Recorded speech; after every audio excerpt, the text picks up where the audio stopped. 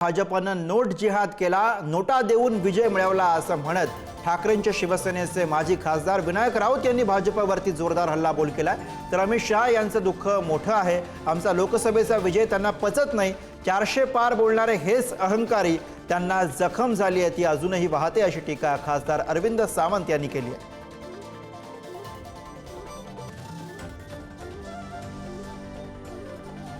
त्यांचं मोठं दुःख आहे ते, आमचा विजय त्यांना पचत नाहीये लोकसभेतला। अहंकारी भावनेने 400 पार बोलणारे तेच होते आणि 400 पार वरून या देशातील जनतेने त्यांना 240 वर आणलं आणि म्हणून ती जखम मोठी आहे त्यांना, ती जखम अशी भळभळ वाहत राहते त्यांची, त्या जखमेतून हे उद्गार ते काढतायत।